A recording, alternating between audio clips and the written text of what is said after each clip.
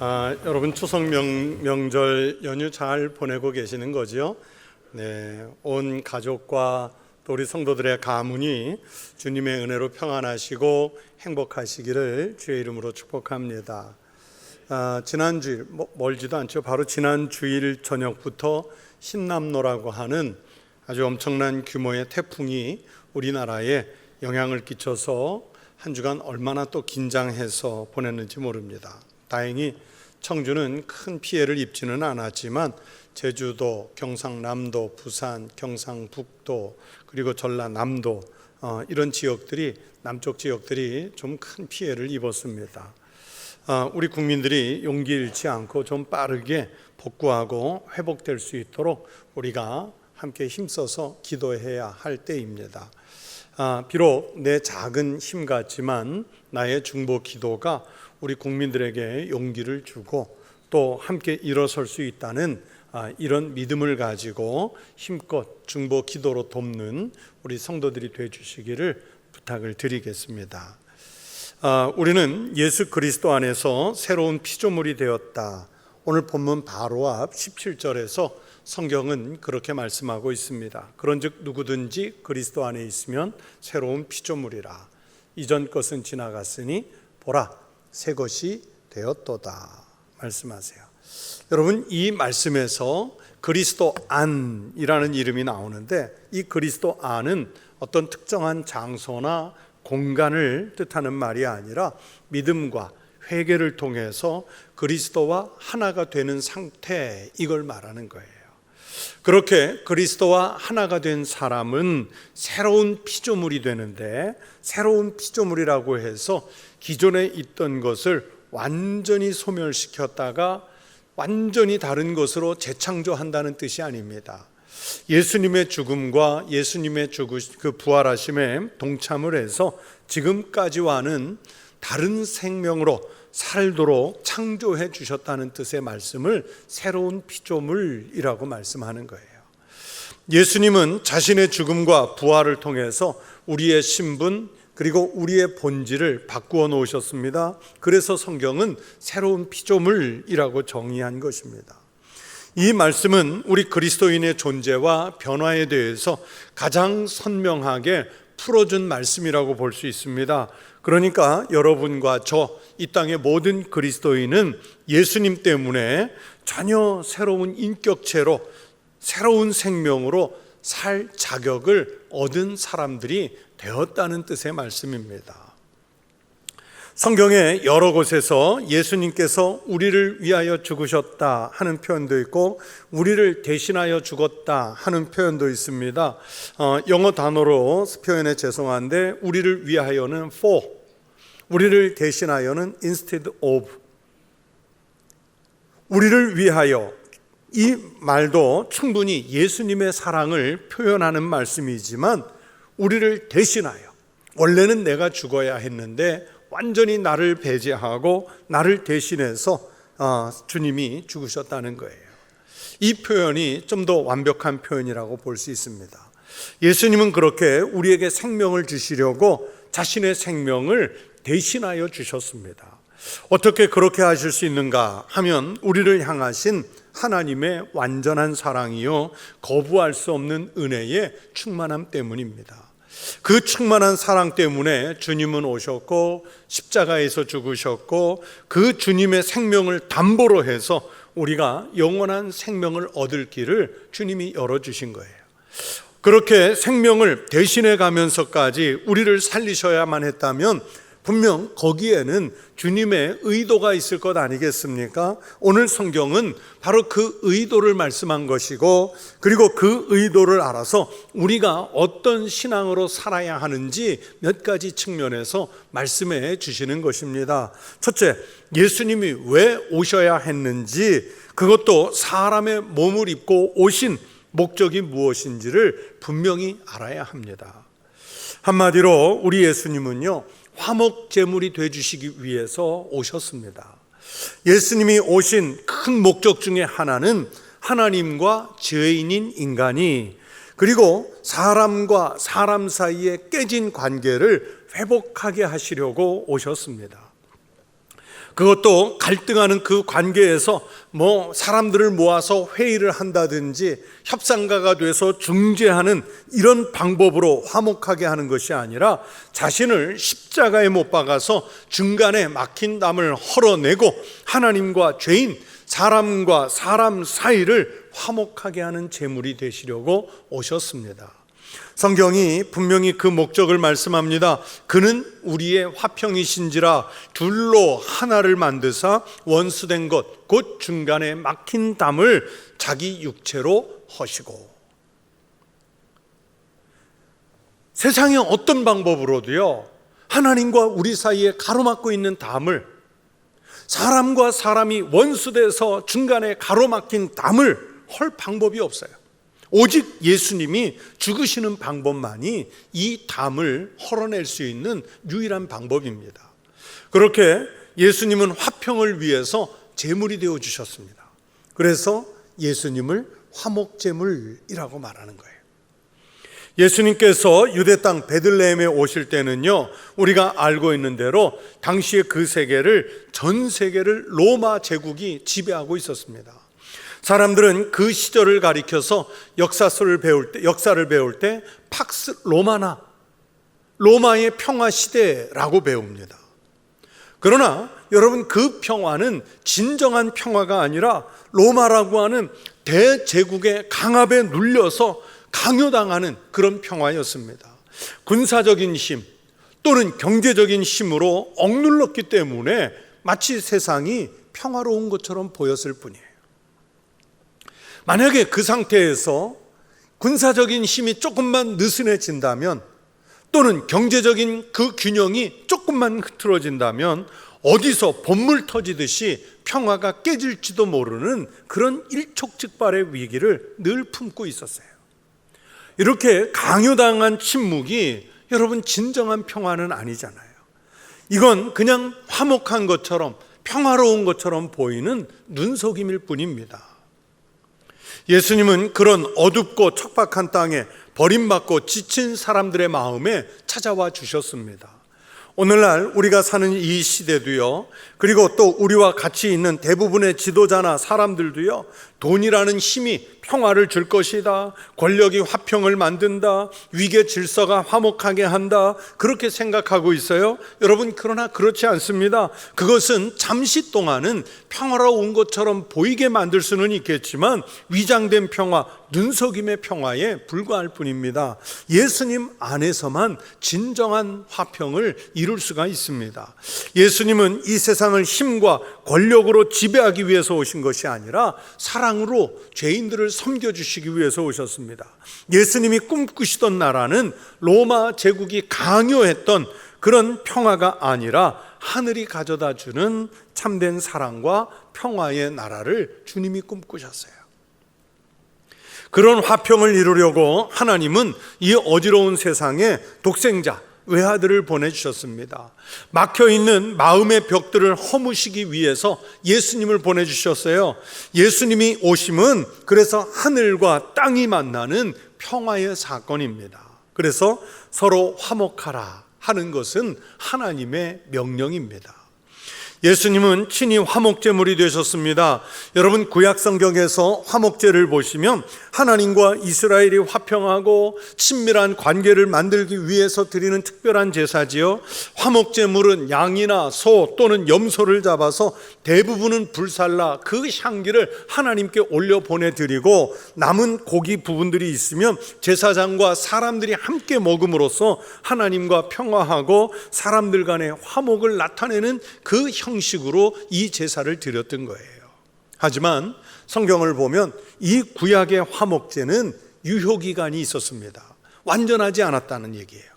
그래서 매번 절기가 돌아오면 다시 제사를 지내야만 했습니다. 하나님은 단번에 그리고 완벽한 제사를 드리기 위해서 그 화목제를 준비하셨고, 그 화목제사에 필요한 화목제물로 예수님을 이 땅에 보내주셨습니다. 요한일서 2장 2절에서 성경이 이걸 이렇게 표현합니다. 그는 우리 죄를 위한 화목제물이니 우리만 위할 뿐 아니요 세상의 죄를 위함이래야. 이렇게 예수님은 화목제물이 되시기 위해서 우리에게 사람의 몸을 입고 오셨습니다. 이 오신 목적을 우리는 먼저 분명하게 알아야 하고 또 이 사실을 믿어야 합니다. 그리고 하나님은 예수님이 화목제물이 되신 것을 믿는 사람들, 즉 우리 모든 그리스도인, 우리들에게 화목하게 하는 직분을 주셨다고 오늘 본문 18절이 말씀해요. 모든 것이 하나님께로서 났으며 그가 그리스도로 말미암아 우리를 자기와 화목하게 하시고 또 우리에게 화목하게 하는 직분을 주셨으니. 여러분, 우리는 죄인의 신분이기 때문에 감히 누구를 화목하게 할 자격을 상실했던 사람들입니다. 여러분, 구약 창세기에서 에덴 동산을 들여다보세요. 에덴 동산에서 아담과 하와가 하나님 앞에 범죄한 이후에 하나님과 갈등하는 관계가 되지요. 또 불과 몇 사람 안 되는 사람과 사람 사이가 분열하고 갈등하는 관계가 되지요. 인간이 죄를 지었다는 것은 그렇게 화목을 깨는 존재가 되었다는 뜻입니다. 갈등을 유발하는 존재가 됐습니다. 그게 바로 마귀가 원래 넣어주고자 했던 의도였고 생각이었습니다. 그런데 예수님 자신이 화목제물이 되셔가면서까지 우리에게 주시고자 했던 은혜는 바로 이것을 극복하고 화목하게 하려는 직분을 주시려는 거예요. 하나님과 갈등하던 인간을 먼저 하나님과 화목하게 하고, 인간과 인간 사이에 있으면 갈등을 유발하던 사람들은 이제는 화목하게 하는 삶을 살도록 하게 하시려고 하나님은 우리에게 화목하게 하는 직분을 주셨다, 성경은 말씀합니다. 그래서 하나님과 사람 간의 화해와 화목은 전적으로 그리스도로 말미암는 하나님의 은총입니다. 모든 것이 하나님께로서 났습니다. 곧 우리가 원수 되었을 때에 그의 아들의 죽으심으로 말미암아 하나님과 화목하게 되었은즉. 우리가 사실은 무슨 능력이 있어서 무슨 화목을 이루어낼 수 있는 그런 사람들이 아니에요. 하나님께서 부르셔서 우리를 하나님과 화목하게 하시고 또 세상을 위해서 특별한 직분을 맡기셨습니다. 바로 그 직분이 화목하게 하는 직분인 거예요.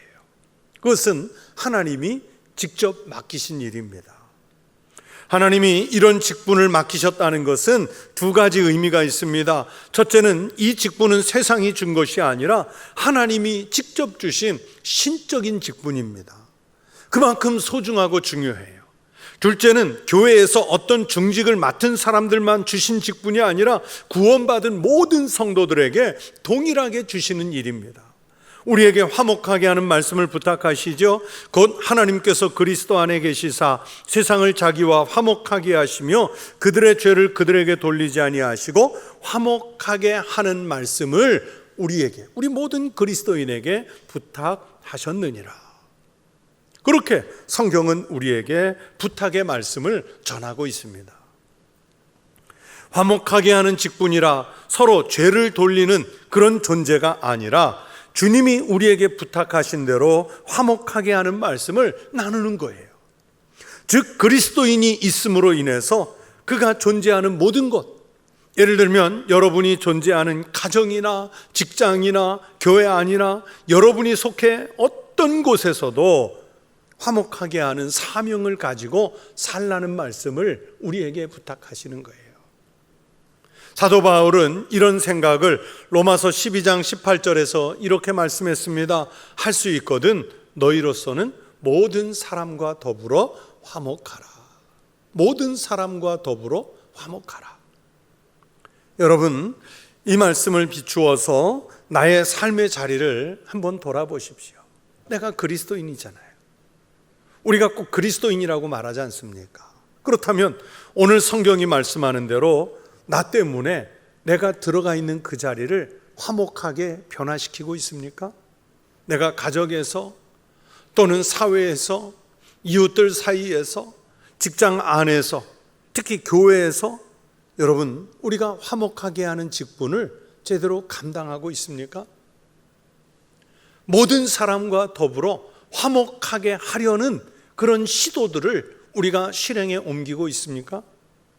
온 식구가 모인 명절에 다른 사람들이 야, 우리 집에 그리스도인이 있더니, 우리 가문에, 우리 집안에 그리스도인이 한두 사람이 있더니 집안이 화목하게 되었다, 그렇게 인정을 받고 있습니까?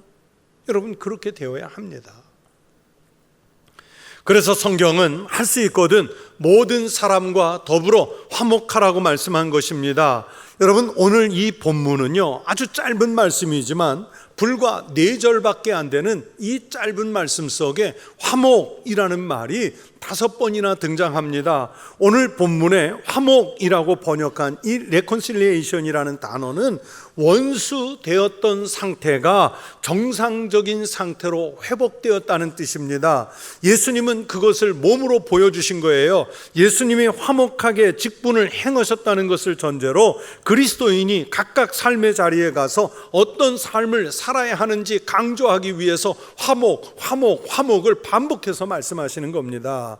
여러분, 이 세상을 살아가면서 우리 가운데 화평하지 못하고 화목하지 못한 마음이 얼마나 많습니까?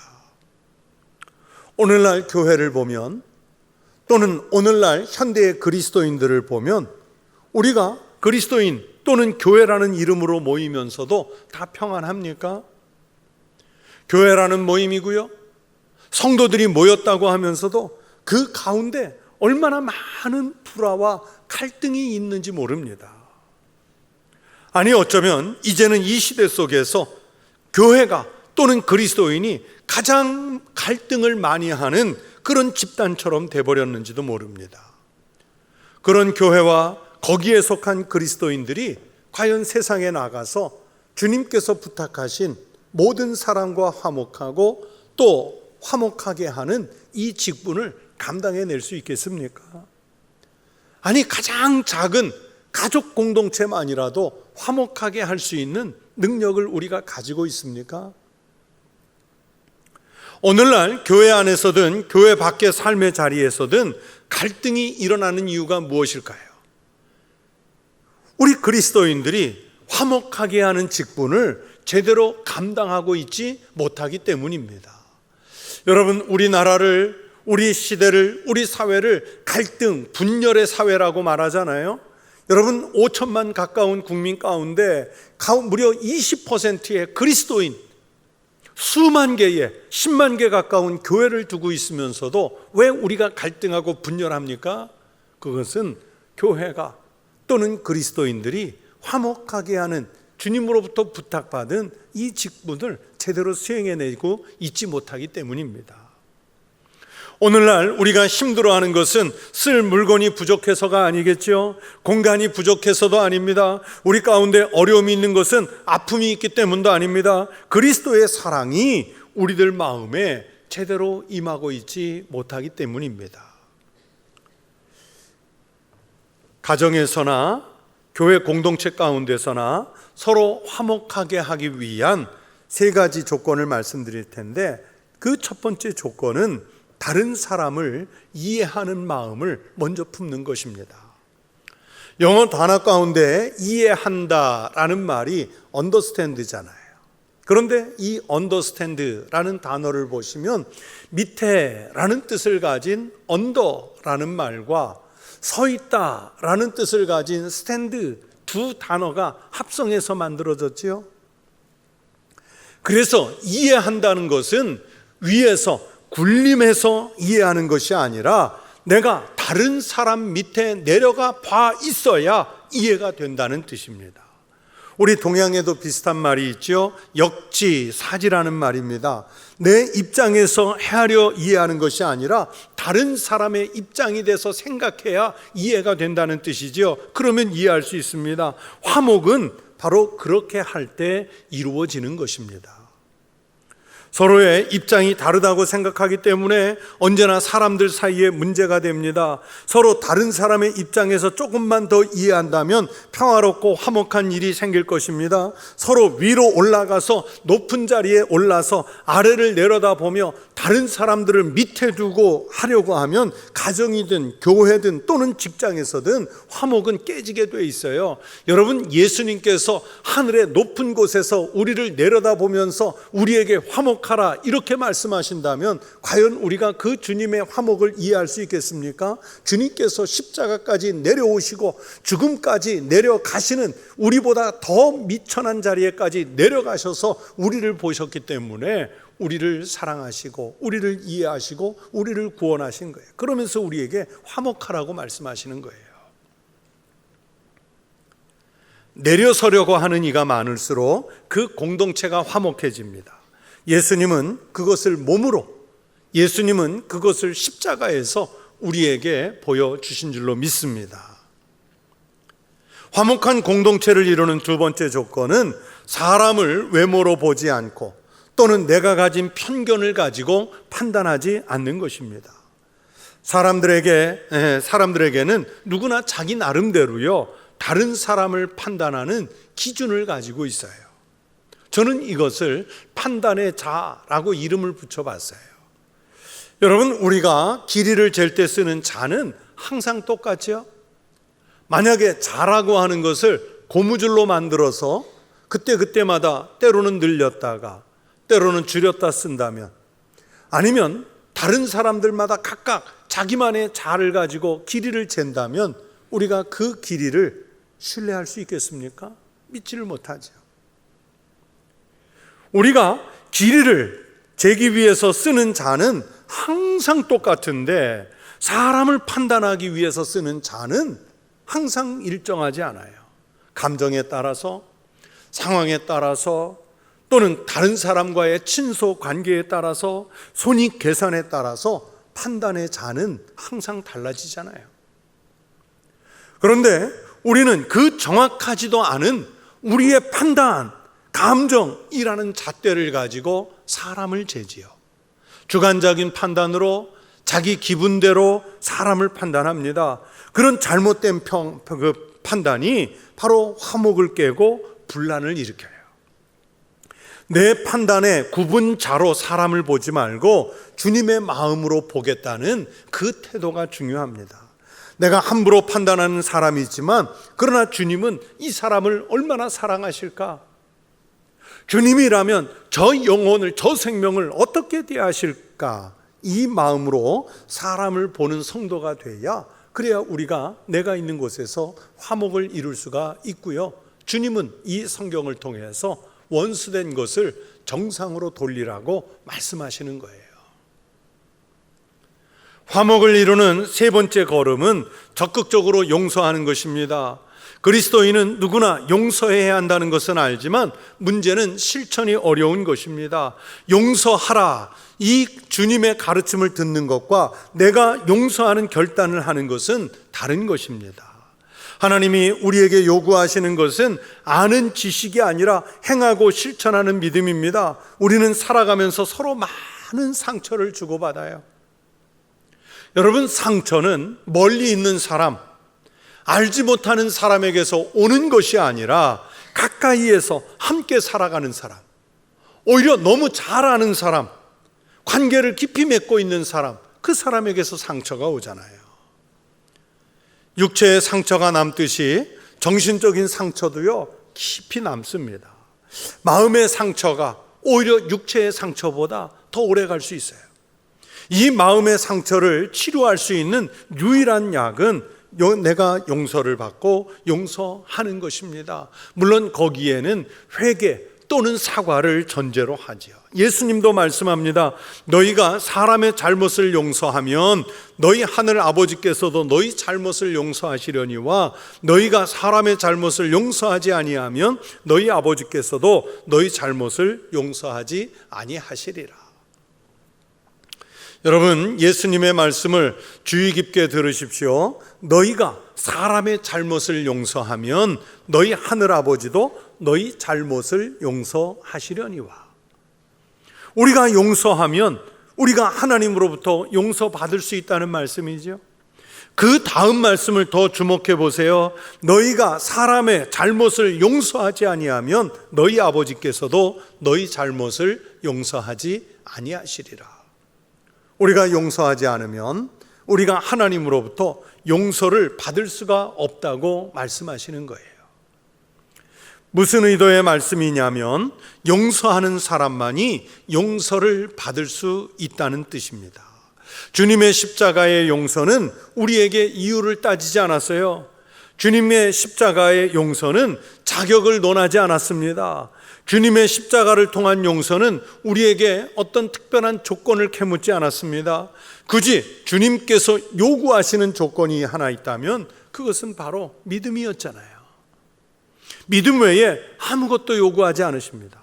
만약에 하나님께서 우리에게 어떤 용서하시기 위한 이유나 조건, 자격을 따지셨다면 여러분, 우리는 하나님 앞에서 용서받을 조건, 자격을 갖춘 사람들이 아니에요.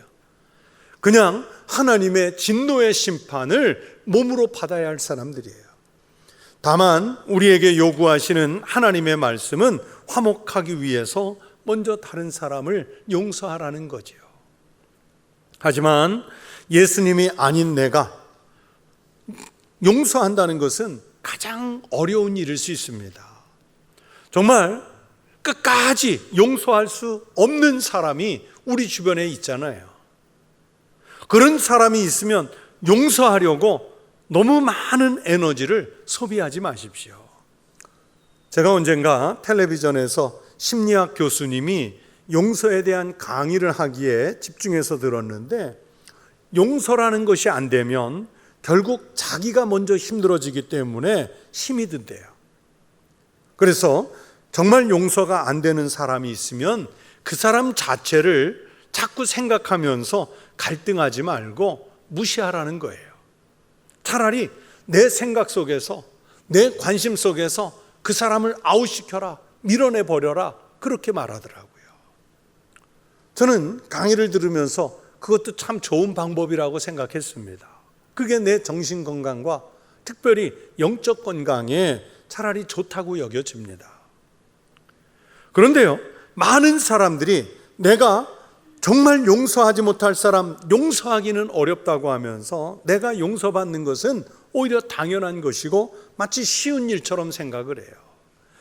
내가 다른 사람 용서하는 거 쉽지 않습니다. 감정이 풀리지 않습니다. 심지어 부부 간에도, 부모 자식 간에도 쉽지 않은 일이고요, 형제 간에도 쉬운 일이 아니에요. 그런데 주님은 우리를 용서하시기 위해서 그 어려운 일을 하셨어요. 여러분, 십자가를 지고 인류를 용서하신다는 것이 어디 쉬워 보입니까? 하나님이 사람의 몸을 입고 이 땅에 오시는 일이 여러분 쉬워 보입니까? 어렵기 때문에 하나님이 그런 결단을 내리고 하신 일입니다. 그렇게 먼저 모범을 보이신 후에 우리에게도 예수님을 닮아서 그렇게 화목하라고 가르쳐 주신 겁니다.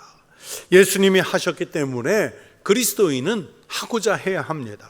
하나님의 명령이고 사랑의 가장 아름다운 표현의 방법입니다. 그래서 아무리 그리스도인이라고 해도 용서하고 화목하게 하는 일은 아무나 하는 것이 아니라 은혜를 받은 사람이 하는 거예요. 다른 사람의 허물을 용서하고 덮어주고 할 수 있는 것은 내가 받은 은혜의 분량만큼입니다. 은혜가 있는 만큼 할 수 있는 일이죠. 그리고 용서하면 그보다 더 큰 은혜를 하나님은 우리에게 주실 줄로 믿습니다. 용서를 통해 주님의 더 큰 용서를 경험하는 우리 믿음의 성도들이 되시기를 축원합니다. 사랑하는 성도 여러분, 오늘 성경의 말씀대로 그리스도인은 어디서나 화목을 만드는 삶을 살아야 합니다. 그래서 오늘 본문은 우리에게 화목하게 하는 직분을 주셨으니 라고 말씀하지요. 또 화목하게 하는 말씀을 우리에게 부탁하셨다고 말씀합니다. 이것이 우리의 삶의 모습이어야 합니다. 명절을 맞아 가족들과 함께 지내시면서 여러분으로 인해서 가정과 가문이 화목해지시기를 축원합니다. 여러분으로 인해서 우리 교회가 늘 화목한 교회가 될 수 있기를 바랍니다.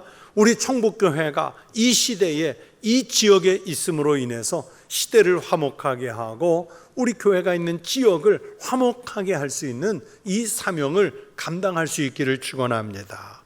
주님이 부탁하신 화목하게 하는 직분을 어디에서나 잘 감당하는 믿음의 사람들이 꼭 되주시기를 주의 이름으로 축원합니다. 기도하겠습니다. 하나님 아버지, 우리가 죄인이어서 하나님과 원수되었으나 우리 주님 예수 그리스도의 십자가로 화목하게 하시고, 우리가 사람과 사람 사이도 서로 죄인이라 갈등과 분열이 넘쳤으나 우리 주님 예수 그리스도께서 십자가로 중간에 막힌 담을 헐어주심으로 모든 이와 더불어 화목하게 하는 은혜를 주셨으니 감사합니다. 주님이 우리에게 맡기신 그 직분, 화목하게 하는 직분을 가정에서, 직장에서, 교회에서, 이웃들 속에서 실행하며 사는 거룩한 성도 되게 하여 주시옵소서. 예수님 이름으로 기도하옵나이다. 아멘.